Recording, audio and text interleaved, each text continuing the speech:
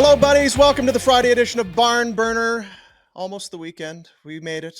Almost back to doing full 5-day weeks of live shows as well. I think we appreciate that you appreciate it. It does mean doing shows every day for us, and being that we're lazy, it does, it's tough. But anyway, long story short, 5-day weeks, they start next week. Today, a little sit down, had a chance to catch up with good friend Jermain Franklin. You know Jermain, he's on TSN, he's on SportsCentre, he's a big star. He's a star. He was here in Calgary for a long time, and we'll get into just how that came to be. Getting hired by TSN. He's in Toronto, lives in Toronto. He's an Ontario guy and then has to move to Calgary. Spent a long time here in the end, as it turned out. But I just wanted to, he's one of the nicest guys going. And if it does seem like, I think that guy's a really nice guy. It's not always the case. Then you meet people, say, don't meet your heroes. It turns out that guy was a real jerk. It's like Pinder. But he is, Jermain, truly one of the nicest guys going. Principe is kind of one of those guys. There's some real good people, and Jermain is one of them. I just wanted to tell this story before we get to it, because it kind of shows what kind of a guy he is. Back, I guess it would have been the fall of 2007. I just moved to Calgary to start doing afternoons on 960. The year prior, I was in Edmonton working with Oilers radio there. Anyway, it's a day. Craig McTavish is the coach of the Oilers. We're doing the coach's scrum. And there's one of the camera guys with one of the TV stations in Edmonton. He's got his camera, and usually you've got your camera guy or girl or person and a reporter. And the reporter does, you know what I'm talking about. Well, this day, the reporter is either late or not there. So camera guy's got the camera. It's on a tripod thing, and he's holding the microphone. It's a struggle. I'll hold your microphone. Now it's already started, but just give me your mic and I'll hold it because I'm just holding the microphone. So, thanks. So I hold the thing. And another reporter from another media outlet, it's not important, looks at me and they're giving me the stink eye and a huff. It's like, what did I say something? I didn't ask a question. Did I make a slight noise? I'm sorry. Anyway, holding the two microphones, McTavish scrum ends, hand the microphone back to the camera guy. He's like, yeah, hey, thanks. Yeah. So then I asked the person, I was like, what happened there? And they're like, I don't know why you would do that. I have no idea what they're talking about. I don't know what do you mean? What? If the reporter isn't here, they don't get the scrum. They don't get it. Like, why would you help them? Because I just don't understand why you do that. I said, well, he was holding the camera. I was just trying to help him. I was helping I wasn't even thinking of that. He was struggling to hold it. And they storm off. And it was just another one of those, I never would have thought of, well, good for the TV outlet that they don't get this McTavish scrum on some random Tuesday or Wednesday. Anyway, fast forward to that fall. I'm doing afternoons, and I don't need to run through the whole thing. But anyway, getting ready to do the afternoon show, and Jermain walks in. And I've met Jermain. This is maybe 2-3, whatever, a few months in. Jermain comes in, and he's like, hey, let's just say it was whatever, Bob Hartley. Hey, Bob Hartley came back out and did a quick little thing talking about the goaltending for tonight. I know you guys were getting ready for the show. I've got the audio if you guys want to take it off the camera. Comes in. We didn't ask. We didn't know, but he knew that we were getting ready for the 1:00 show. It was close to 1:00. Hey, I've got this audio for you because you guys missed it. But if you want it, that is Jermain Franklin. That is what he is like and what he is all about. Great dad. He's a great husband. He's a great guy. And we're in for a treat today. It's a great catch up with one of my favorite people in all of the sports media, Jermain Franklin. I wouldn't expect. Now, I like this for people that are just. I don't have Jack, our producer, so I'm doing all this. I hope this is running. And you had a little help when we got going. Okay, now turn this way. Okay, now this. Yeah, fix your exactly. You're gonna have to see. We all need some help in our old age. Yo, big time. The wifey, she was like, I'm like, oh, it says I need Google Chrome. I gotta. And it's like, now I need a password for my Yahoo. Oh what is that again? It's ridiculous. Age boom Old man sucks. problems. Old Ah, man problems. I couldn't believe it. I should know because we're all kind of in the same boat. When you were talking about your kids, you got Sam and Micah, and they're both in university. It's yeah. or graduated from high.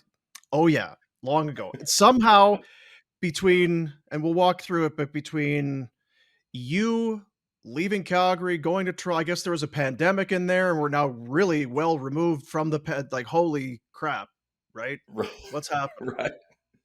Yeah, a lot has happened, and it was in the middle of the pandemic where I ended up leaving Calgary, coming to Toronto for the opportunity to be on the desk with TSN. For those who may not know, but I hope all your viewers and listeners know that I'm on SportsCentre Who's with this TSN. guy? Who is this guy? Exactly.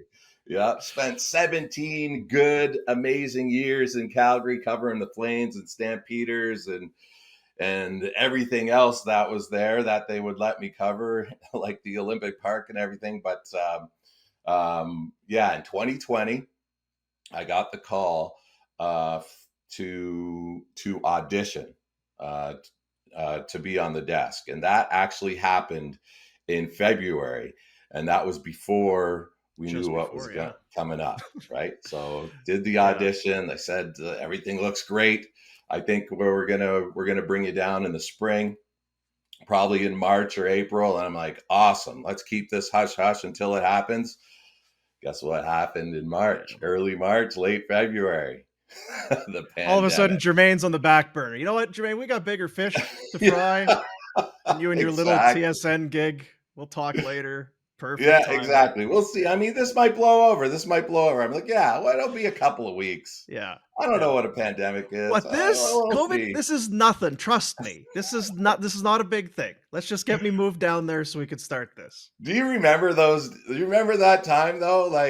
Like the Flames. I remember it was like, so are we going to practice? Yeah. What's Morning skate going? Islander game, right? They were playing the Islanders. This Yeah, was, is this game going to happen? Crazy to look back at it all because I think it was the night before. It was that NBA game, right? yeah, Where they, if everybody could just please leave the arena, please just calmly leave the yeah. arena. It was the Utah Jazz. Kind of weird, strange times. Tom Hanks has got COVID. Oh no, Tom's dying.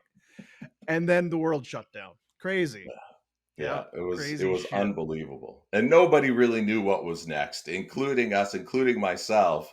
But as the weeks went by, it was like, okay, maybe this thing isn't going to happen. And as the months went by, that by the way, I know I'm just jumping all over the place, It's Boom, good. but we probably never worked as hard as we possibly could, um, except during the pandemic. And I would say the comparable would be the '05 lockout for the NHL. Yeah. But the way that we had to hustle to get a hold of athletes and whoever would talk to us on Zoom, which Yeah. was brand new but huge, it was incredible. I remember talking to guys from their cottages, from their workouts, just trying to get content from my home and just putting it on the website and everything. It was wild for those few months, Yeah. and then the summer came, and then finally I actually did get a call, and they said, you know what, no matter what, you're coming in, you're gonna start in September. Let's do this. So it was wild, and of course George Floyd happened in that summer as well. It was Right. just a wild 2020. Yeah. Yeah. It Wild was. 2020. But glad to be back in Toronto, back in Ontario, where I grew up, where I was born. But my years in Calgary, man, I wouldn't trade them for the world. It was awesome. Well, we will relive some of that. We'll do the Jermain Franklin story. Now, you can't trust everything you read on the internet, but I was like, well, Jermaine's my buddy. I don't really need to do a lot of digging or homework for this interview. We'll just shoot the shit. Uh, New, New Brunswick before moving to Ontario. I went to a Flyers game while living in There's a lot about Jermain Franklin I don't know. It's okay. I knew you from Southern Ontario, somewhere down by Toronto, because going back to Toronto was going home. Yeah. Give me the young Jermain Franklin story. Oh man, yeah, all that is true. My dad is an engineer, and he's originally from Jamaica, immigrated to Canada, went to Montreal for schooling, met my mom, who was also from Jamaica, who was also in Montreal for schooling, and the rest is history. Yeah. They get married, they move to Markham. My brother and I are born, and my dad's like, I have an opportunity in New Brunswick. Let's see the world when we're still young, still have a chance. Went to New Brunswick. This is before my memory because I was super little, but my first memories happened in New Brunswick. That's where I learned to ride a bike. That's where I split my forehead open learning to ride a bike. Right. That's where I became like a little kid. So then he had an opportunity in Edmonton, Alberta. We moved to Edmonton, lived there for 3.5 years. And that was from like kindergarten up to grade 2. We lived in Edmonton. I was a big Oilers fan, obviously. And we're talking about the 80s. So 80 Yeah. to 83, 84. So Easy to be an Oiler fan then. that's the heyday. That Yeah. is the heyday. My sister was born out there too. So we have permanent roots in Edmonton. And then from Edmonton, my dad had another opportunity, and he worked in the power plant. I guess the nuclear industry. We had another opportunity out near Philadelphia, small town called Royersford. There was a power plant in Limerick, Pennsylvania. That's where my pops worked, and that's where we moved for another 3.5, 4 years. I played for the Pottstown Penguins in minor hockey. So what And happens when the Oilers are playing the Flyers in whatever exactly. 87 or 88, whatever those I years was an were? Oilers fan. I did not switch allegiances, and that's how I knew Mike Keenan from time. Like Sure. what other like 8-year-old Canadian would really know who Mike Keenan was from the time they were That's 7, right. 8, and 9 because he had those Flyers hopping, right? Yeah. Well, I remember the tragedy of Pelly Lindbergh. Everybody Sure. remembers that. But when you talk about those teams, it was incredible. Peter Cecil, just an incredible rookie. It's Hextall, been unbelievable. right. Rick Tocchet. Yeah. That Ryan was when Prop. he became Rick Tocchet. Yeah. So I mean, and of course, being in the Philadelphia area, I'll say, because it's about 45 minutes to an hour outside of Philadelphia. That's where you realize what sport is all about. That's when Yeah. you realize it matters where you're situated. I remember the high school in Philadelphia. It was called Springford because it was two small towns put together, Royersford and Spring City. The high school was Springford. You talk about Friday night lights in Yeah. Pennsylvania football, and you got Penn State right on Saturdays, but Fridays was high school football, and it was like, how do I explain it? Well, it was like, the soccer cities, especially you see it in Vancouver, where they start walking to the stadium before the game and they Yeah. take over the streets.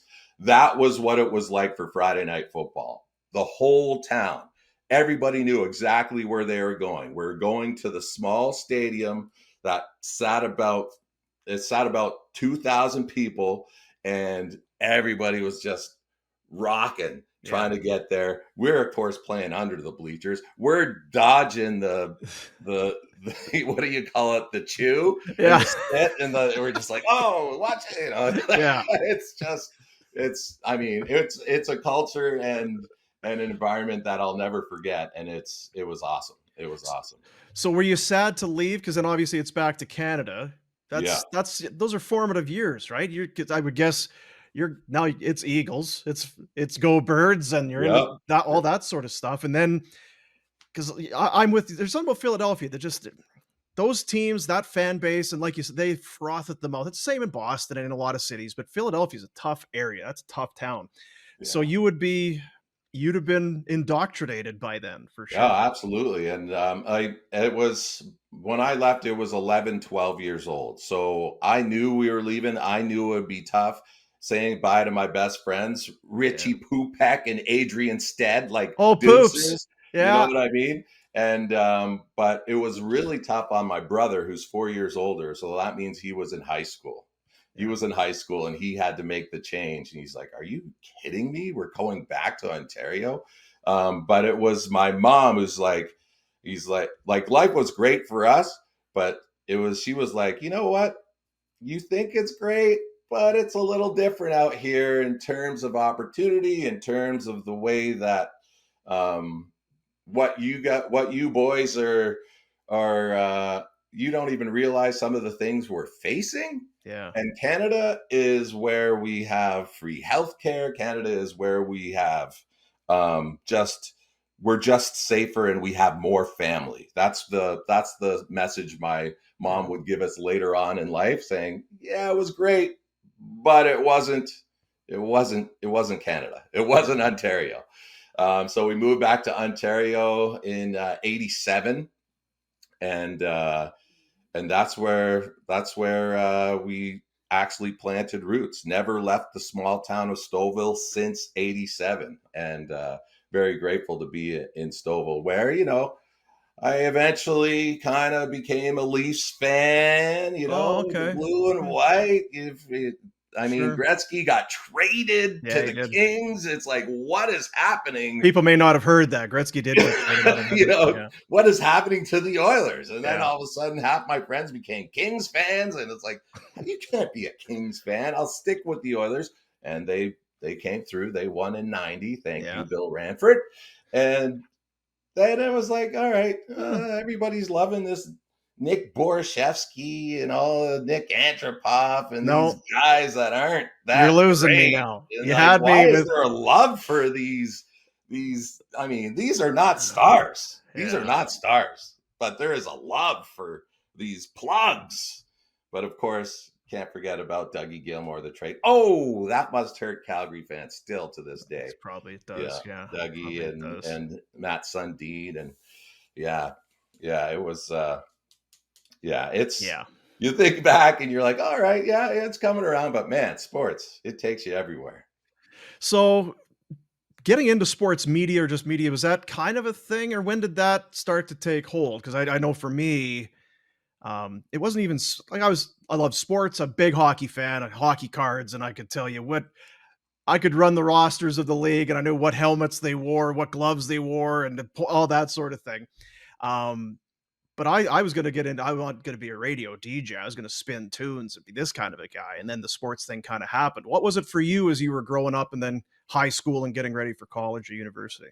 I knew I was going to be a hockey player. I knew I was going to go to the NHL. That Right. was my goal for sure. And I was a decent little defenseman. But as soon as I got to the junior A level, I wasn't getting playing time. I'm like, Weird. oh, okay, what's going on here? And it was it's such a grind actually, which is why I have so much admiration and respect for the kids that come up and are good enough, not just to be outstanding players, but to actually have their grades and their school in order. Um, that's a whole nother level. It was for me. Like I was like, oh, perfect. Junior A. I was playing for the Aurora Eagles. They are the Aurora Tigers. They were the Aurora Tigers before they were the Eagles. But I don't know why I was part of that window. Claim to fame is I played with Mike Johnson for a little bit. He was on that team for the Aurora Eagles. But the thing was, just because I wasn't playing much doesn't mean you're not as committed. You are committed. You're going to Yeah. practice literally 3 days a week. You got 2 games a week. So how much time did that leave for school? Well, it probably leaves enough for people who are quick and boom, boom, boom. Yeah. Not Yeah. this guy, boom. Not this guy. I was falling behind big time in it was grade 10 and grade 11. And I was like, I had to make a decision. I'm like, I'm clearly not going to the show. I have always loved broadcasting. I'm not going to university with these grades. I don't even know if college is going to take me with these Right. grades. And it's like, okay. So I scaled back the hockey. I did play junior C with the Uxbridge Bruins. Shout out to Uxbridge. That was only 2 to 3 days. That was 3 days a week, which was a lot easier to handle. Got my grades up. In Ontario, there was OAC, so that was an extra year that was given to me that gave me an opportunity to get my grades up. And then I ended up going to the University of Windsor for communications, all with the plan of getting involved in broadcasting and sports broadcasting more in particular. Nice. So do you, because I know I went to college in Thunder Bay, and then I got my, whatever they call it, practicum placement in Manitoba in Brandon at a little country music station. Where did you go after? I went to the Fan 590 Oh, Sports that's Radio in Toronto. different than 1150 CKX in Brandon. Little different. Yeah, but like I'm in that sense, I'm jealous of guys like you, Boone, because when you guys go to those stations, you basically got to do it all, right? You You are work your thrown into the fire. balls off. You are on Yeah. air. Every mistake you make, it's yours. You own it. You don't do it again. Me, I did apply to a lot of small stations across the country. Never really heard back, but of course, I did go to the Fan 590 for an internship, and I was first. I was handing out beef jerky at all these different events throughout Southern Ontario, and with the odd time after a year, the odd time I get to do cut-ins. Cut-ins. So they're like, yeah. all right, Jermain, you're up. Hey, I'm here in Bowmanville at the racetrack. Come get your beef jerky and maybe win some Leaf tickets, all that stuff. That's what I was doing. But I never had my own show. I never had those opportunities in that sense to make a mistake early, I should say. So you know what mine was? I'm sorry, you know what mine was?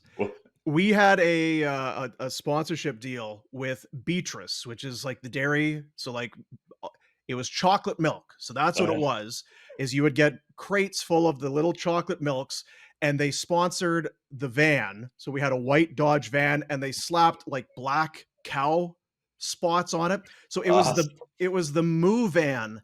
So I would drive the Moo van to Neepawa and Minnedosa to trade fairs and park the Moo van inside the curling rink and do cut-ins. Hey, we're here in Minnedosa at the Memorial Hall. Come on down, lots of crafts, and it's just a great time. And get some delicious Beatrice chocolate milk while you're here. It'd be great to see you. Come on down. Driving the Moo van. Exactly. Proud days. It's so true. I was in a Honda CRV. We called it the sports cruiser. Yeah. So come on. And looking back, pits. and I thought I was the shit driving a white van with cow spots on it. I hope people are seeing me. I think people are recognizing me. I'm driving the Moo van today. You got to over here. I can't come unless there's a parking spot. You know that I got to bring the. I got. We got spot. We got a space for you. You'll be right front and center. All right. You can probably see I've got the Moo van. I was just wondering if I could just park up front there. No, I don't have a parking pass. Well, I'll just put the hazards on because I'm a big deal. But exactly. So Fan 590. That's pretty. Was it the Fan then? Yeah, it would have been, right? Yeah, it was the Fan then. It was definitely it was just the Fan 590. Yeah. And that was good times. I was there for a few years actually. And that was a part-time job. So I had 3 part-time jobs in the industry making, well, we won't even talk about that. Half of them volunteer. I remember I was well into my radio career, and I remember telling my buddies, I'm going to throw a party when I make 30 grand a year. Yeah. When my T4 is like north of 30,000, it is going to be a big bash. Get ready. So true.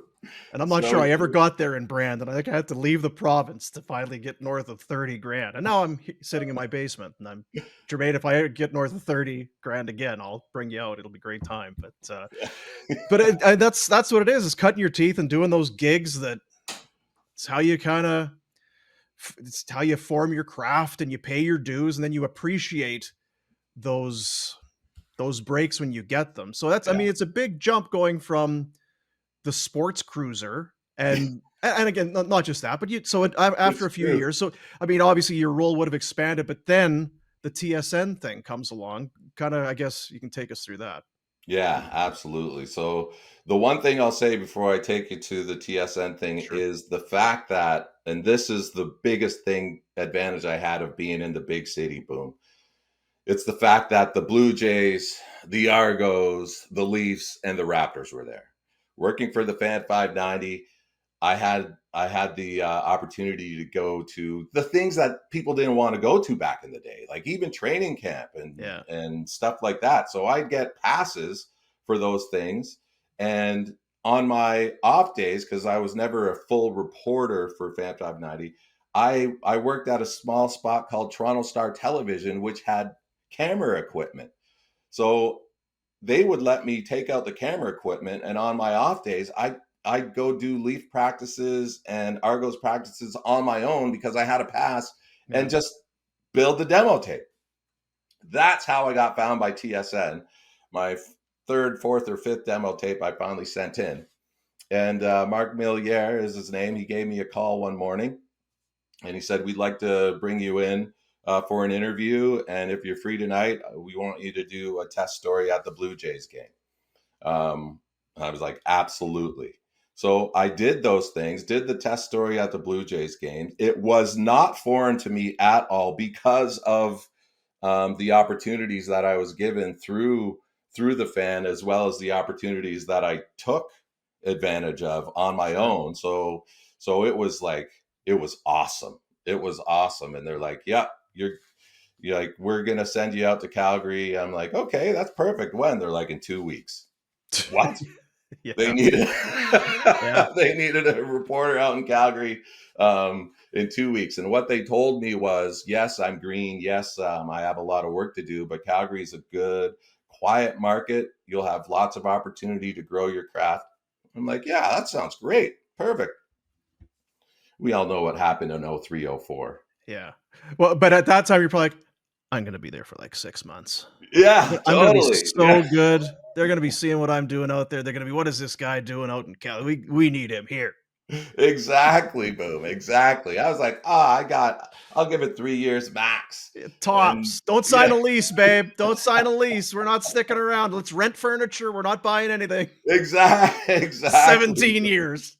17 years later. Yeah. Just ridiculous. But it was the best. It was the best baptism by fire that I could ever ask for, because in 0304 the Flames went to the Stanley Cup final and we got to cover them all the way through. Yeah. My daughter was born during round two. That's one game that I missed. Uh, it was game 5 in Detroit. Said can't go because my I didn't know if it was going to be a girl or a boy, but Yeah. baby's coming. Michael was born, kissed her, went to Flames practice the next day, Yeah. and I barely saw her for the next month and a half because they Yeah. went all the way to the game 7 of the Stanley Cup final. I was Crazy. thinking about that. That was such a, because I think for a lot of us, and we're the old guys now, and they've passed us by. But I was thinking of just all of us, and there were some guys, you had George Johnson and Glenn Campbell. You had the veterans, right? Yeah. But for a lot of us, this is the biggest thing we've ever covered by 100 miles. Like, it's, you go to the odd practice, and the team hadn't made the playoffs. There was nothing. To see the NHL come to town and take over a building with press conference setups, and Yeah. the taped off areas and dressing rooms, you can't go in them. It was such a great learning experience for so many of us, because then, okay, Edmonton then goes a couple years later, and then if you end up going to some of that, you go to the draft, these sorts of things. Yeah, okay, I've done this before. 0304 was massive for so many of us dumb Oh, media people. it's so true. It was unbelievable. And just like you said, like the NHL comes in, you're seeing all the pomp and circumstance. You're like, "Oh, okay, this is like a Yeah, big deal." And that was for the conference finals. The Stanley Cup was just another step yeah, bigger. And um the what I'm trying to say is the amount of work and energy that you put in to trying to relay these stories to the masses who are all paying attention for real, right? Like Yeah. it's the playoffs when people actually realize who you are. I couldn't mention enough, Boom, and that I'm jumping back to today. I can't mention enough how many people say, "Oh, you look familiar," or "Oh, I recognize that voice. I hear your voice in the morning." I'm like, "Yeah, I'm on TV," but Yeah. most people aren't watching. Like they're listening, Oh they're yeah, watching a yeah. little Really? bit or Yeah. whatever. When you're in the playoffs, when we were covering the Flames in 03, 04, or every playoff series, we were it. We were it, and the Flames were it. And it's such responsibility and adrenaline rush to know, like, let's go. Yeah. Deadlines are real. Stories are real. Let's. It's like I'm getting excited just thinking about it because I do miss it being on the desk because you got to be kind of like a butterfly, jack of all trades, Yeah. and you're never in the mix. But when you're in the mix, there is nothing better, Yeah. nothing better. And the experience, I hate it, but the experience of being in that losing dressing room of '04, I will never forget it. It prepares you for everything coming forward, good and bad, and you're just a better broadcaster for it. Yeah. There's nothing better, nothing better. You never need a lawyer until you need a lawyer, and then you need McLeod Law. They are the Calgary law firm. Calgarians, people that understand how our city works. So no matter what your legal needs are, it's simple. McLeod-law.com or hit socials at McLeod Law LLP. Peter Klein, you know him as the personal injury guy. Well, he's also your long-term disability insurance claim guy. Make sure you check in with him if you've got an issue collecting for the benefits you've paid for. Shane King, a partner in the Litigation and Dispute Resolution Group. Employee rights, if you've been terminated, make sure you're being treated as the law requires. Shane, always using practical and easy language, no legal mumbo jumbo. It's the Calgary law firm, and the only one you need to know whenever you need a lawyer, it's McLeod Law. Hey guys, it's Pinder. All throughout the year, Village Honda brings you the Pinder Report for the latest in what's happening in the sports world and maybe the odd crocodile and snake. But today we are at your dealership for life in the Northwest Auto Mall. Let's see what's happening at Village Honda. A reminder, if you're selling your vehicle, Village Honda, your dealership for life, wants to pay you. 24 hours, cash in your hand. You don't even have to buy a new one here, although I think you probably should. Village Honda, your dealership for life, online at villagehonda.com and in the Northwest Auto Mall. Well, it's summer, and that means it's air conditioner season. Yes, we don't need that in the winter, but it does get hot here at Calgary in the summer. And here's the deal from our good friends at Crystal Waters right now. 10% off a brand new air conditioner and a year of free preventive maintenance. Crystal Waters is your crystal clear choice for all things residential plumbing, heating, cooling services. We're talking 23 years of experience and over 30,000 projects completed. It's your clear choice for sure. Here's how you get a hold of them. 403-219-4100. Head to their website, crystalclearcalgary.com. Crystal Waters Plumbing and Heating is your crystal clear choice for home comfort. Let's get back to another summer edition of Barn Burner. So who did you replace here? Was it Lisa Bowes, or who did you take over for? It was Lisa Hillary. Lisa Hillary. And Lisa Hillary was only in Calgary for, That's right. I think it was a year, maybe 2 years. And Lisa Bowes, she was in Calgary for longer, but I am definitely the longest standing TSN reporter to ever grace the halls of the Saddle Dome. Yeah, we'll talk about that. We will talk about that coming up because you talk about being in the mix. You were in the mix. Yeah. Hey, we may as well stay there. Because I remember when I came, and I talked about it on the intro, but you were I did not have a good stay in Edmonton. I was there for 11 months before I came to Calgary. And I mean, you were instantly recognizable, TSN guy. Hey, you were one of the nicest guys. I went from it was not very nice to like so welcoming. Peter Hanlon and the guys with the Flames were, hey, good, come on in. You were great. It was just for me, it was such a departure from cold, dark, negative to just kind of, hey, it's sun's out.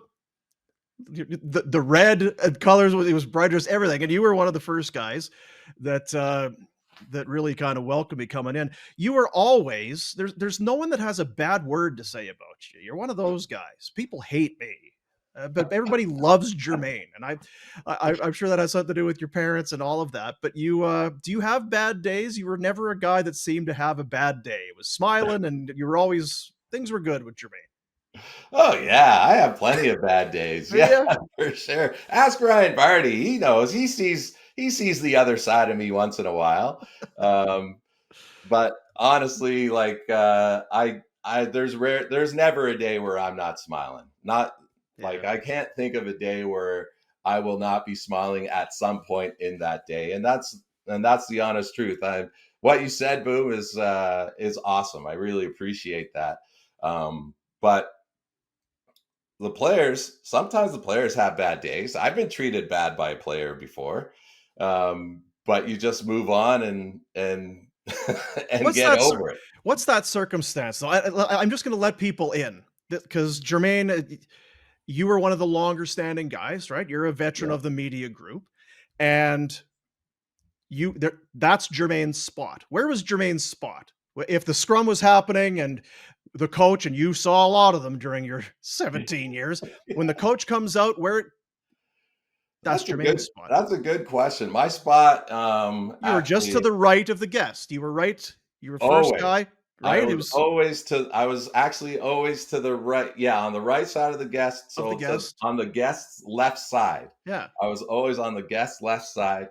And this is the little secret for any broadcasting guys, but one thing TSN told me was always have your camera guy over your shoulder. Or close to your shoulder. So when you're in the scrum and you ask a question, the eye line is with the camera. And a lot of times they're looking up at you or whatever, but their face is right in the camera. Nothing annoyed us more than seeing the profile of a player. And one of the other writers or whatever, they're behind the player and then they ask a question and the player goes like this. That's right. And you're just like, really? Like, really? Yeah.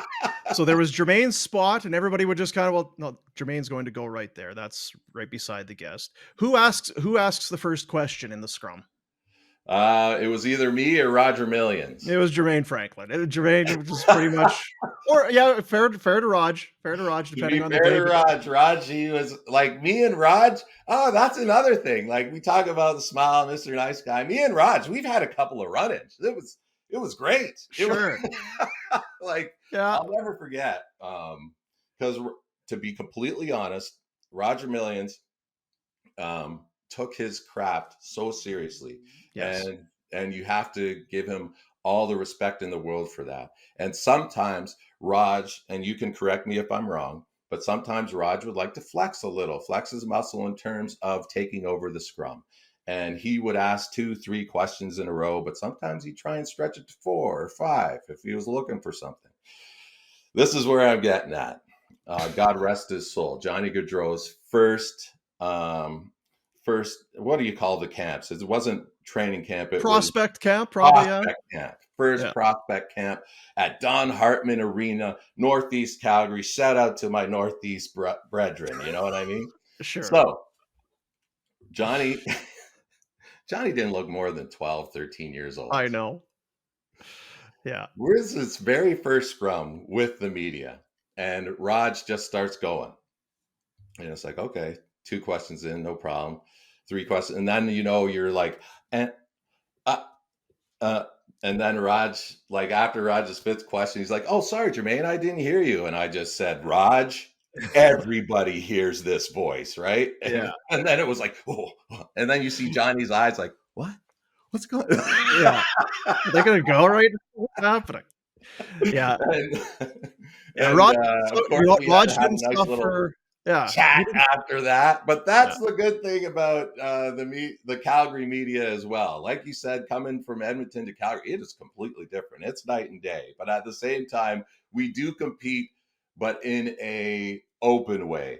And that's that was one of the small run-ins Raj and I had. We've had a couple actually. Yeah. Well, and you know what? That's what it is. And you talk about being with tight timelines. Like, I got to get in, I got to get this, and then I got to go to the visitors room because that's happening. It wouldn't have happened at prospect camp, but a lot of times it's I got to get this, and then there's so much going through your head when I got to get this on for they're waiting for it. And the other thing, and I'll ask you about you guys with TSN or Sportsnet. Maybe it's an email or a phone call. If something happens in the sports world, could you ask Jarome Iginla about this? Oh, And it's just so embarrassing. I don't want to ask him about this, but you have to, because then when the national network puts together its collage and montage of sports athlete clips, and you were always very delicate. Jarome, I just have to ask. They're putting together a thing about Mel Gibson. Do you think Lethal Weapon 1 or 2 was better? Like, it'd be something total. Everybody else is standing there, dude. They're playing a game tonight. What are we doing here? But you have to do those stupid things. And boom, you're the worst. You're the worst because you knew. Like, why is Jermain hanging around this scrum? Like, I'm just going to hang out because Jermain is clearly, he hasn't moved on for 10 minutes. I'm trying to do it quietly on my own. But no, Boom's like, Jermain's got to ask about the Leaf who scored 2 goals last night. Yeah. Nikolai Austin Borshak, Matthews. did you catch? Austin Matthews had 4 goals in his first game. Did you see that last night? Then you give a stink eye. Nice question, Jermain. Yeah, exactly. And there's Boom, just like. Sorry, Mika. I was just wondering. Were you more of a Betty or Veronica guy from Archie Comics? Exactly. Just before you go. If you were, but you always had that. You were Rudolph, because everybody loves you. Everybody loves you, and everybody all that. They would. Not many people would put up with that, but they would with you. And I'll tell you, there was more than one occasion. It would happen a fair bit, post game specifically, because again, you're in the homeroom, you're in the visiting room, or whatever. If you weren't there, and if say Daryl or whoever came out, either Peter Hanlon sometimes, or even Daryl would be, is Jermain need this? Is Jermain? They would wait for you to get there just because you were there every day, every morning skate, every practice, every game, every post game. There was that respect that is earned over time. And you had that maybe more than anyone that I've seen in my years in this city covering sports teams. Oh, thanks, Boom. That's I appreciate you saying that. Like, I loved it. Yeah, I loved it because, as you know, it's the same thing. Like, we didn't always have a camera every day, but like you mentioned, I tried to be there every day, and I was there every day. Yeah. And you do build those relationships with the coaches, and more like you mentioned, Peter Hanlon. Like, that guy's my dude. That's my dog, right? Like, like he'd tell us how it is, and can we get Jarome again? You know what? Jerome's done it for 14 straight days. We're giving Jarome a day off. And you're like, all right, fair, Peter, fair, But and sometimes it's like, well, Peter, there's stuff going. He's like, fine, we'll get him one more, but you can't ask for him tomorrow. And he's like, yeah, Peter's and congrats to Peter for becoming general manager, AGM general manager. So that's huge and well deserved. As a guy you want to talk about being in the fabric of an organization, Peter Hanlon is the definition of it. But yeah, like you said, being there, and the one thing, Rob Kerr said something to me. This is a couple of years ago or a few years ago, and when he said it, I was like, oh, I never thought about it that way, but it was true. What he said to me was, Jermain, like, sometimes you would stick your chin out knowing that you're going to get hit. This is in metaphorical sense. Yeah. But it was important because we needed that answer. So what basically, sometimes I'd ask the obvious question, but the obvious question wasn't always easy to ask. And sometimes people would dance around it, and then I'd be like, okay, what happened on that play at the blue line? And it's like, you've never played. It's none of your business. Okay, that's the shot I just took. But then it's, this is what happened, blah, blah, blah, blah, blah, blah. You know what I'm getting at? I know Daryl Sutter was 100%. the best at taking shots, but he'd always give you an answer afterwards. Well, 90% of it anyway. Sorry, who was it? Daryl Sutter. Yeah. He was the best. Like, Randy Sportak took a lot of abuse from Daryl. So did we all. But afterwards, if you stuck around and hung out, you get what you needed. Yeah. Because he would respect that he has to ask this question. And I may not want to answer it. And you know who else is, and I agree with you. And that's a great point. And I don't know that fans would necessarily know that. And it's easier maybe at the morning skate the next day or whatever, after things have cooled down. But post game, after there's been something, I'm trying to rack my brain thinking of what it would be, whether it's a bad goal, like you say, a mistake. Yeah. You want to be delicate about it, but it was a blunder or whatever happened that cost this team the game. You have to ask that. And there's a delicate nature to doing it. And it's a, so no one asked that question. There's some bravery involved. There's some professional bravery involved in doing that. You know who else is awesome at it? And you were one of the best. And I think watching Gene Principe do it, he's tremendous. And there again, everyone loves him. He's there every day, so he gets that level of respect, but he can craft a question where it's, you've put that nicely. You've worded that very well, because I know how anybody else would want to ask it. What the F happened? But that's very well done. And you obviously were very good at that. Any Daryl moments? Because I mean, he was there again. He's there every day. There was just, to the point, almost nothing really specific stands out. But the thing always with him is, if they had a big victory, you think, oh, Suts is going to be, it'll be cake today. He'd be the worst. And if they played like shit, or they've lost a bunch in a row, and you thought, ooh, get ready, Daryl's going to be steaming. Hey, how we doing? Slapping, oh, so did you guys catch the Chucks the other night? He'd be in the best mood. He had to speak Sutterese. It was the whole temperature of the thing. So if things are going too well, you knew he was going to be sour. So true. Here's a perfect example. And I don't have a statistician, so they'll have to look it up on their own. But what was his name? Shoot. Why? Anyways, his first name is Sean. Sean scored 6 straight goals in 6 straight games. What's his name? Sean. It'll come to me. Donovan? Yeah, Sean Donovan. Okay. Sean Donovan scored 6 goals in like 6 straight games, or 6 goals in 4 games. We'll have to look it up. Yeah. And I remember we were like, it was the practice, and we were like, Daryl, we're trying to get the best. Like, Sean Donovan is on a roll. He's got a couple of game winners. He's great. Daryl just shuts me down. He's like, Sean Donovan is a -2. What does that tell you? Yeah. Like, yeah. Like, I was like, I just sold this story like to TSN, where it's going to be on SportsCentre. Like, Sean Donovan, like the glue of the team coming up. He's a -2. What does that tell you? That's right. End of discussion. I was like, what? There's so many of those. I remember when Johnny, whatever it was, he had scored his 400. Well, I hope his 500th is better than his 499th or whatever. He just couldn't do it. He couldn't do it. That was. But yeah, Daryl was real good at that. Another moment with Daryl, which is the other side, because we do see the tough, the gruff, the crusty side of Daryl most of the time. But off camera, I'll never forget, like, it wasn't the lockout year, so it was the year, it was 05-06, I guess.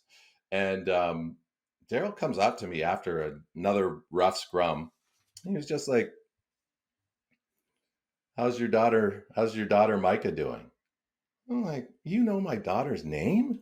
Like, we, you know what I mean? Like we're not butting heads, but we're always No. trying to. And then all of a sudden, he just gives you a tap on the shins. He's like, "How's the family? How's your daughter Micah doing? She's got to Yeah. be close to 2 years old now or something." And I'm like, 18 months. Holy cow. Yeah. Like boom, boom, boom. And like he could compartmentalize with the best of them, obviously. But overall, um, he's a tough dude. But there is that other side where he will reveal to you, like you said, if he respects you, if you're there, if you show respect to him and the team and the game, he'll be there. And Yeah. it was there's a couple other moments, but those are things that you never forget, especially when it's a juxtaposition, when Yeah. you think it's just work and it's professional, and it is, but that personal side, that goes a long way as well. Yeah. We've talked about this on the show and over the years. I wish that people had a chance to see it, and probably they do, because if you're not at the rink, then you're probably seeing Daryl in his truest form. But hockey Daryl sometimes can be not a lot of fun. But to see him with Chris, right? Yeah. I mean, he left his hockey career behind when Chris was born, and I mean, there's a real tenderness there that he probably doesn't Yeah. want anyone to see. And you know what? In a similar way, Ken King, I always kind of felt bad that if people saw Ken King was the guys that were in prominent roles that had to be the heavy sometimes, that maybe felt like, and I'm not sure if you have anything. There's a number of times where I've gotten a call from Ken as 12 o'clock, La Chaumière, be there. I want no bullshit. You can't make it. So show up at this restaurant to have lunch with Ken, and you shoot the shit for a while. How's your family? This sort of thing. That's, hey, you know what? The one time I was pissed off at you today. It's like, okay, here we go. You were talking about Bowmeister, and you were ripping him. And then I as soon as you started, I knew it was coming. I was furious. And then you went on and you kept talking about it. And then I got more furious because I couldn't be mad with you, because you actually made some compelling points, and you didn't just say, oh, he sucks or he's no good. You kind of talk, well, he made a mistake here and this needs to probably improve. And you're probably right. So I'm pissed off, but I'm more pissed off that I can't be pissed off. It's like, okay, well, it was kind of a human moment. And then it'd be, hey, come into my, when you're done, when's the show over, whatever. You'd sit and have green tea or whatever in Ken's office and just talk. Hey, have you read this book? It's like, Ken, I can't read. I'm an idiot. I don't read books. Here, read this book. There's the other side of people that you kind of get to see when you're close to it, that you wish other people get to see, but maybe that it's kind of special because it's rare that way. Yeah, exactly. I couldn't agree with you more. I didn't get to see that much of that side of Ken King, but I know that, yeah. Yeah, like the interactions that we had at in the press box, and the slap on the back, Yeah. and the big chat and everything. Absolutely. Yeah. Well respected. And There was something, and you know what? It's just a sidebar, and I just think about it now because there again, Ken's been gone for a while. yeah. It was one of the first times that it actually kind of dawned on me why, and Daryl's wired that way, and it's why Daryl and Ken were, close, and that he was who's the best play-by-play guy in the league, or what do you think the best rink is, or that sort of thing. Oh, probably this guy, or be that rink, or whatever. Do you think we could have that here? Why should we not expect to have that here? Why shouldn't we shoot to have that, to get the best player, to get the best people, the best broadcasters, the best? If we're not trying to hire them, find them, sign them, build it, then what are we doing this for? And that's where that anger and that drive comes from. Because I think a lot of the times, like, well, he'll never sign in Calgary, and Yeah. that's probably the reality. Yeah. It's probably closer. But that's not how he wanted to run things. That's not how Daryl ran things. He expected the best. And if you can't do your best, then I don't want you here. The best, he hated backup goalies. I remember so many times the backup would go in and lose, and Daryl would be furious. Wow, if we just expect to lose games because Kipper can't play, then we go with 6 skaters, I guess. He's on the. Is he getting paid? He's on the pay. he expected everybody to be at their best, and if they weren't, he was very disappointed. Yeah, so true, so true. One goalie he liked though was Noodles. Yeah, he did like one backup tender, I should say, that he liked. Yeah. But yeah, I mean, and there again, because Noodles he played with a broken sternum or whatever, so it's like, okay, he's okay with me. I like him. Exactly. Yeah. And Noodles, Noodles let us behind the curtain once. One of his stories, he got a rare start instead of Kipper, and he got lit up in the first period. I think he let 3, but it could have been 6.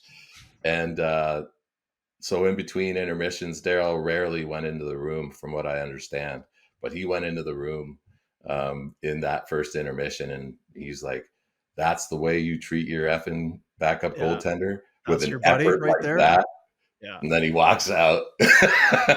But it was like his way of communicating. Like, you can't deny it. I mean, Yeah. like he coached them. He coached some outstanding teams, and he coached some not great teams to outstanding results.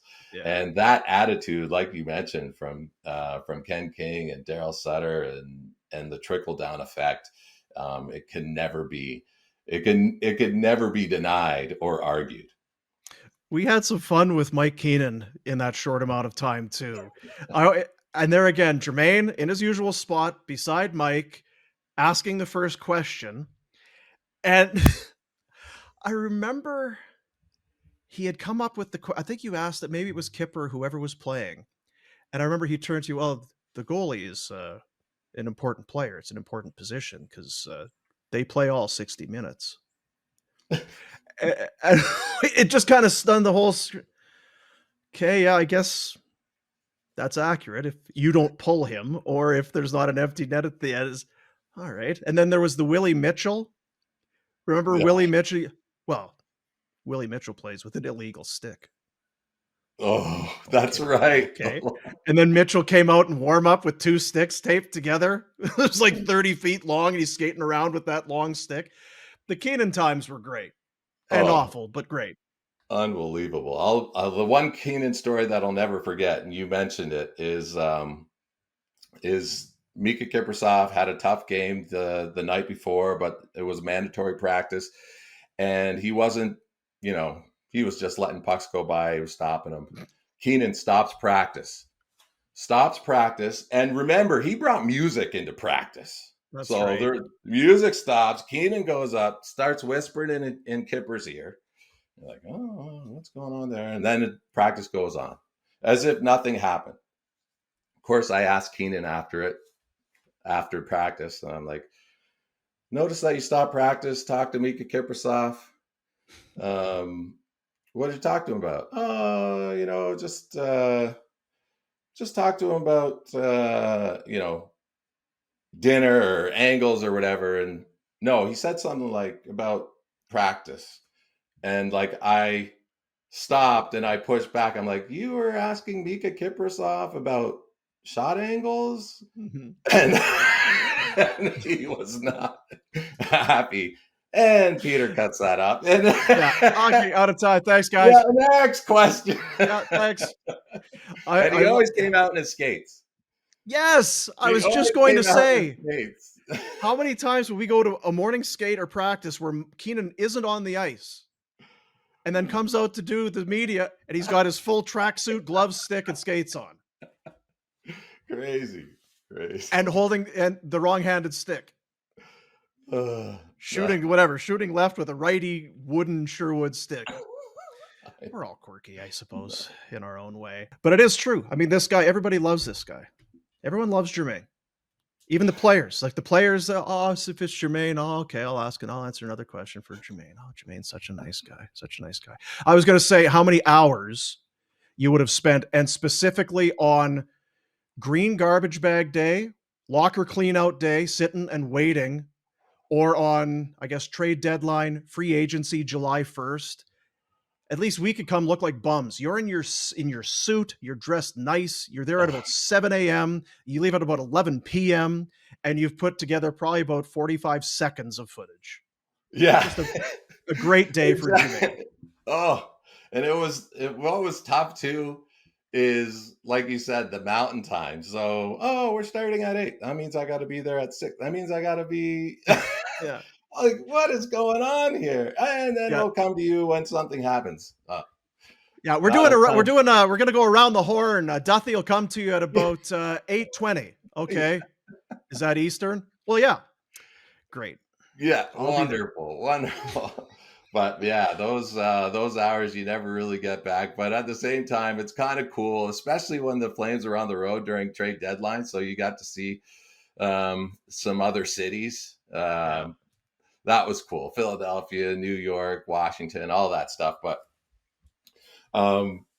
that was part of the job, right? It's part of the gig. And the one thing I was jealous of is the fact that at least you, and I know it's not easy. Let me say that it's not easy, but at least the radio guys got to talk things out, got to have conversations, TV's different that way. You know what I mean? And there's always a tight timeline and it's like, okay, good. Just like, let's have a little more conversation. Let's go. But yeah, the hours in the in the suites of different stadiums and hockey arenas you can't get those back.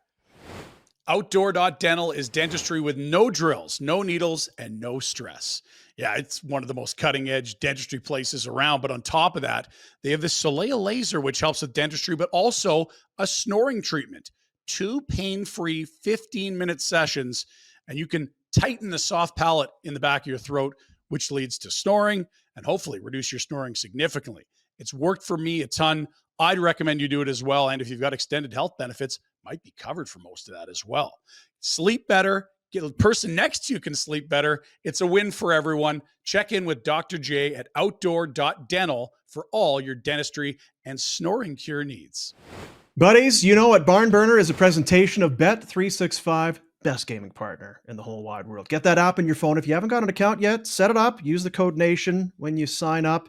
Be worth your while, and then get in on it. They got game props, player props, totals. What sport do you want? What are you looking for? It's all there. Get in the app, get in the game. Whatever your bet is, it's never ordinary. At Bet365, official partner of Barn Burner. It's not easy to please everyone, but I know one place that does. That's Greta. Greta Bar in Calgary on 10th Ave is the place to be, whether it's live music, hundreds of arcade games. We're also talking global street food, happy hours, industry days, corporate parties. It's the one-stop shop for all things fun, young or old, 18 plus. You got to go to Greta Bar. For more information and all the good times, head to gretabar.com. Back to the show.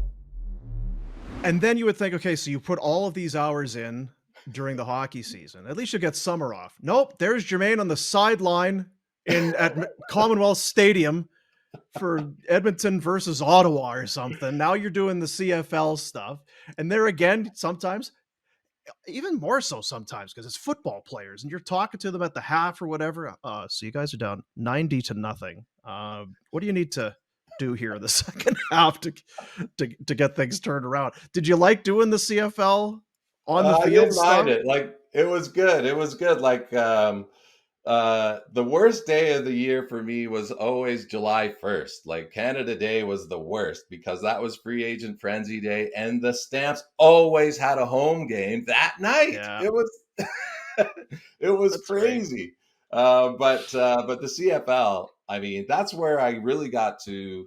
I thought, like, I really had most opportunity to do live broadcasts and live cut-ins on air with the football games, because SportsCentre was always at 4:00, so they rarely had us wait around till 4:00 or three local. But the football games, having a chance to talk to players, having a chance to go live on air a little bit more, I always loved that opportunity.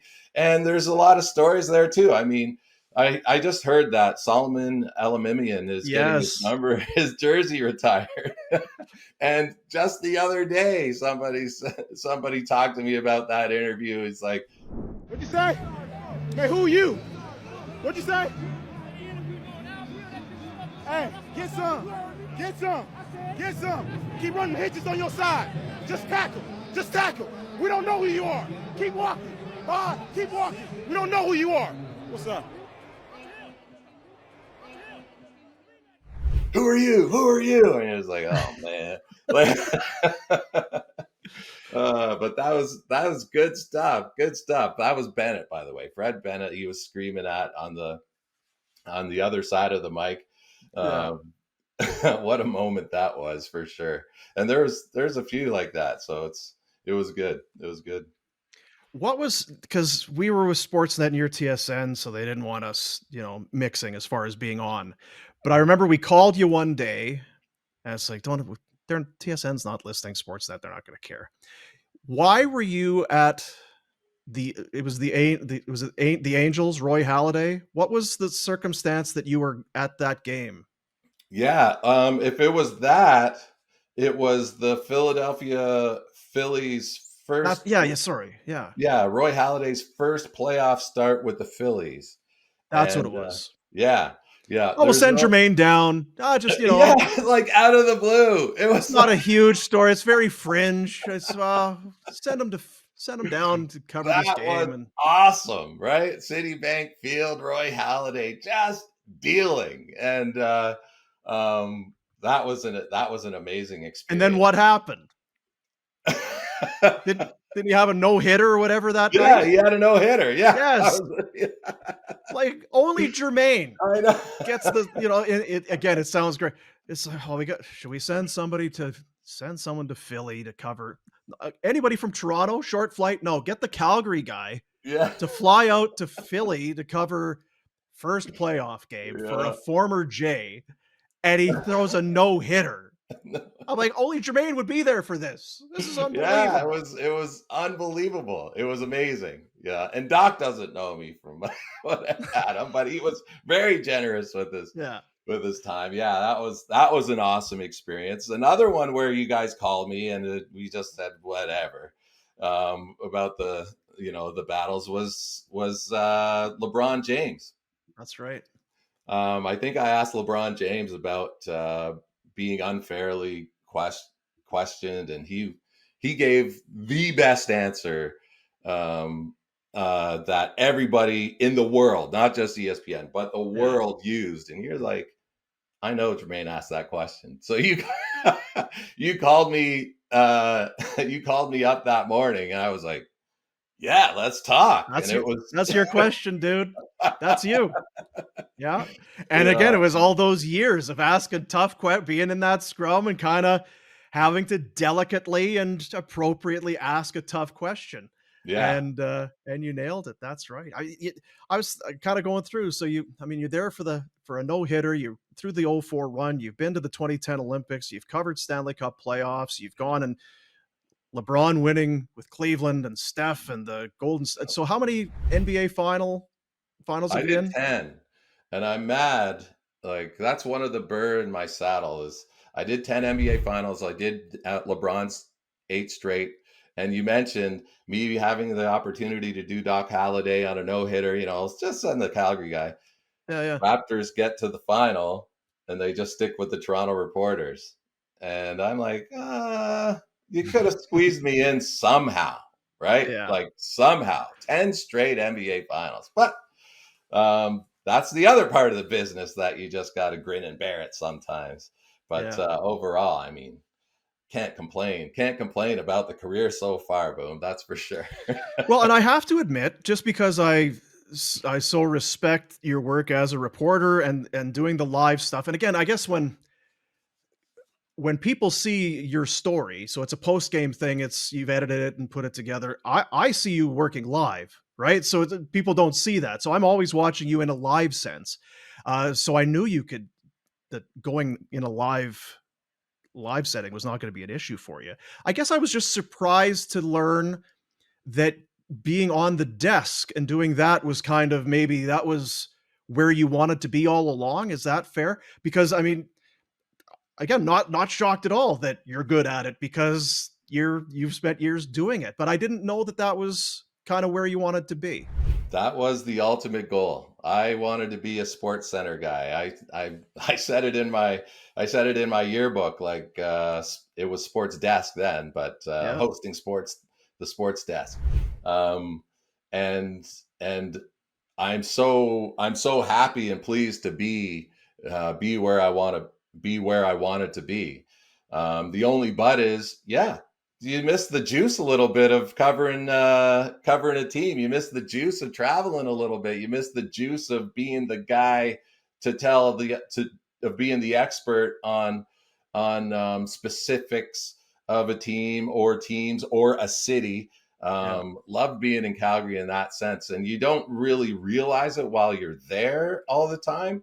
But now that I'm not, I'm like, that covering that team, because I always loved it. I always knew, but there's other aspects that you do take for granted that you never know. And that's what I took for granted. The fact that I was the guy that let the rest of the world know, or let the rest of the sports world know where the Flames were at, what the Flames were up to, where the Stamps were at, what's going on in Calgary. And then, of course, unfortunately, because the Flames didn't go too far in the playoffs or didn't make the playoffs, I got the opportunity to cover the NCAA Final Fours. I did at least 6 of those. Those were unbelievable. And I got the opportunity to cover the NBA Finals, 10 of them minimum. It might be 11, but it's been an awesome ride.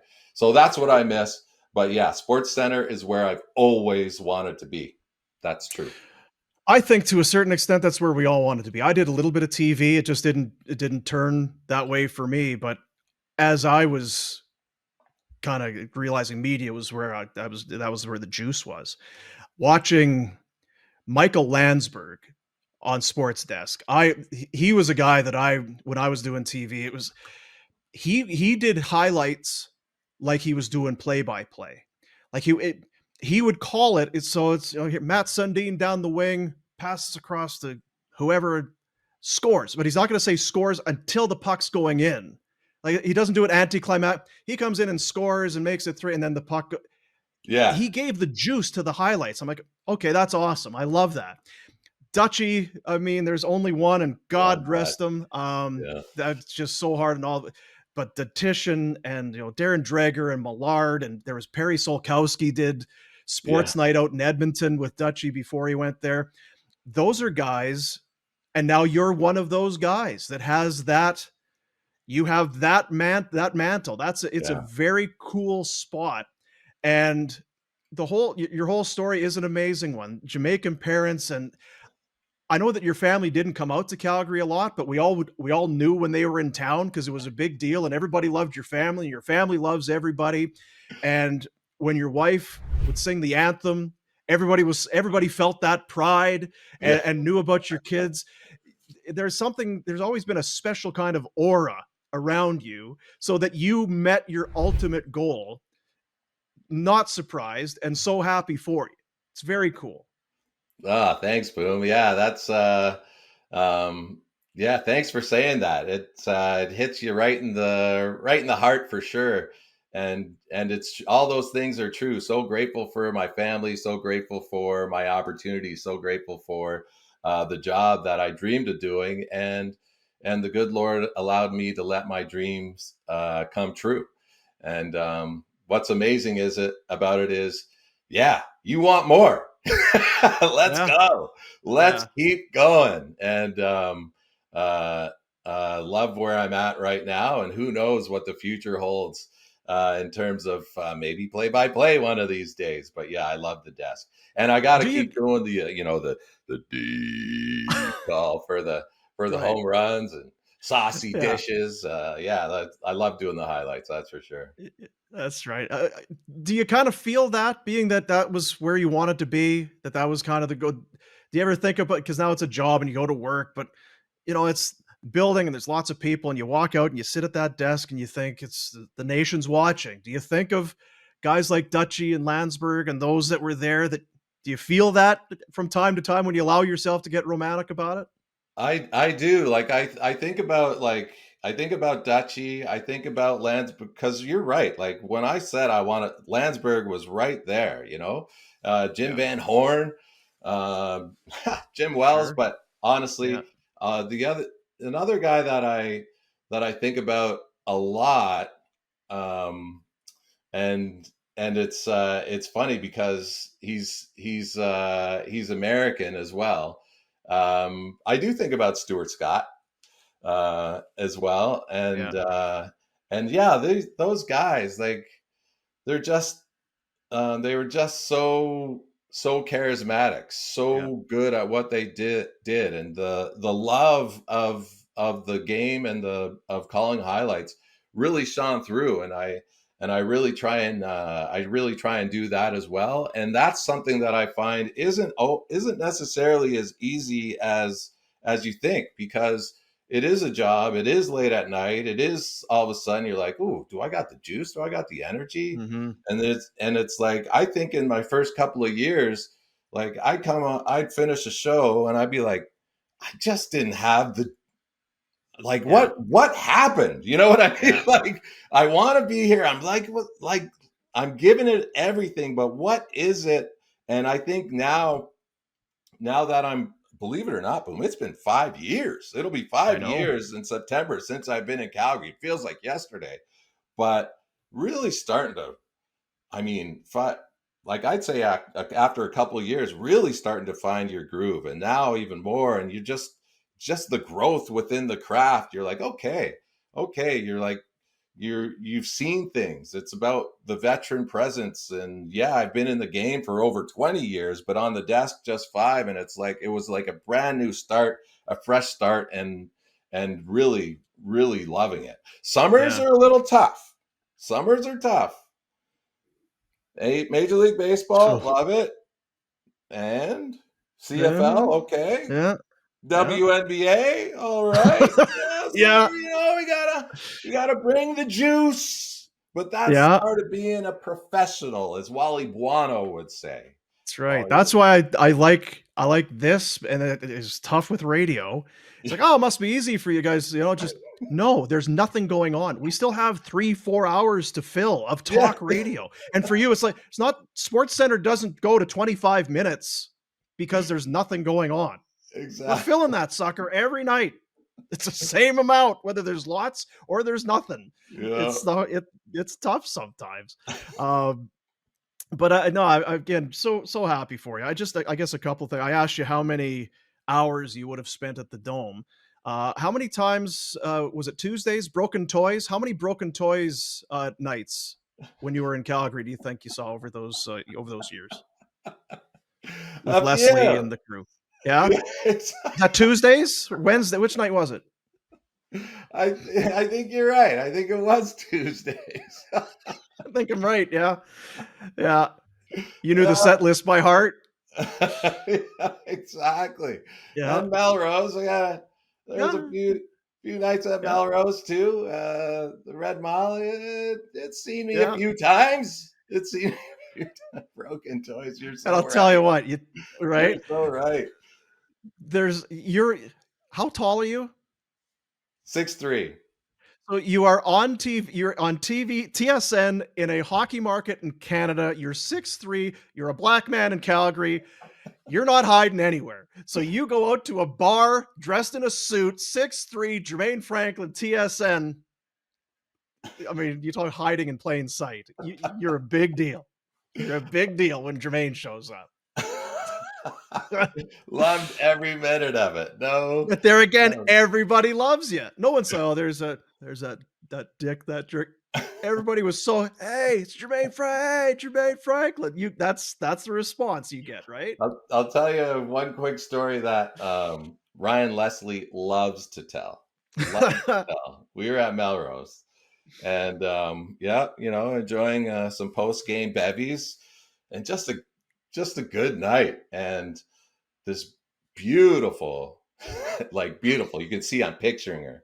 She was like 6 feet, beautiful 6 foot blonde woman, shapely, lovely.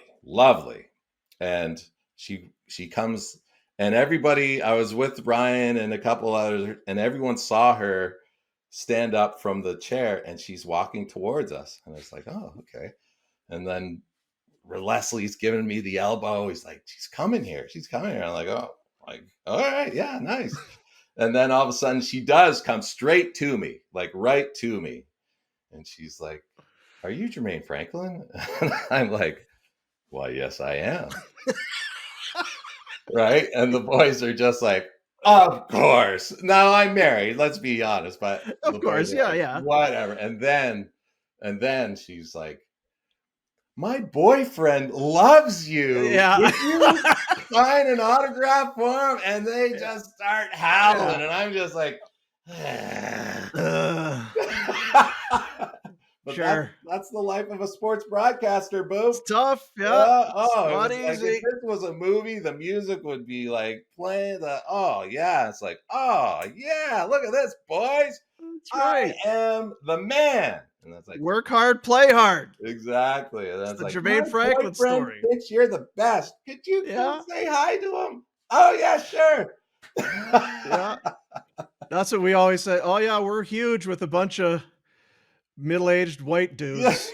They love us. It's a great thing, I suppose. Beats the alternative, I guess. They love us and hate us. Yeah, they can. I was trying to remember. Now, you also did some good impressions. Was it a Mika impression that you could do? No chance. Who was it?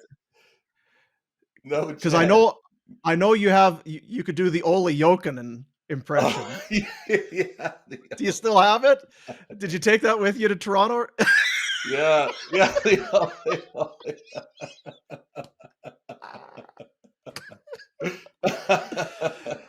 And that's another story. Ole's like, it was a trade deadline, and one of the rare trade deadlines that was in Calgary. So the Flames actually skated, and Ole was a good dude. He was a good dude. And so we're like, oh, Ole,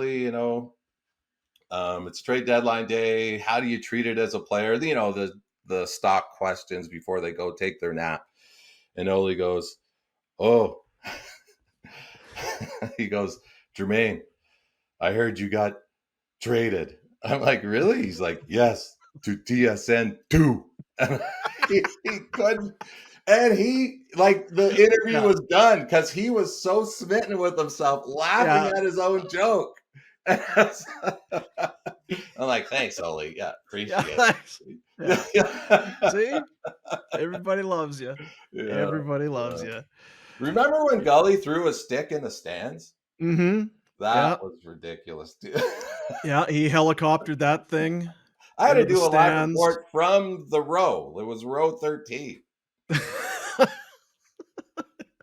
See, like the little things. Yeah, it's the little things. That's the nice touch. Nice touch. Yeah. So does Vardy shoot like top down, or does he shoot? What's your good angle from there? How does that go? Top, definitely with the rink in the background. Yeah. Yeah. No doubt. No doubt. If you chop, I look too much like a giant. That's right. Yeah. Well, you're a big dude. You're a big dude. Thanks for taking the time, man. Awesome to catch up. And yeah, it's 2025, and we're going into our 4th year of not doing radio, and you've been there since yeah. Time keeps spinning, man. And how's it going, Boom? How's Pinder? We're all out of time. Love Pinder. Make sure you say, and Retsky too. Yeah. We should have ended with the Jokinen impression. Yeah. End on a high note. But you guys are good at what you do. You're really good at what you do. And I remember Pinder when he first came on, it was almost like he was a walking, talking coffee table with sharp edges. He hit everybody in the shins, like, but like, Pinder, and like, what is he doing there? What is he doing there? Like everywhere you walk, you just hit him. But like, even after a few months, like he fit right in. And yeah, you guys are, keep doing what you're doing. You guys are awesome. When that changes, I'll send you a text. I thought it already did. No, the sanded edges. No, the twins No. didn't. No. The It's more of a twins didn't dining fill it room out? table now. It takes up a lot of space, a lot of sharp edges. It's like an octagon. I don't know how to explain it. It's tough. There's very little room with him in the room. Tough to navigate. Awesome. You're a beauty, pal. Love you. Take care of those kids. Proud of you. Yeah, appreciate it, Boom. Anytime.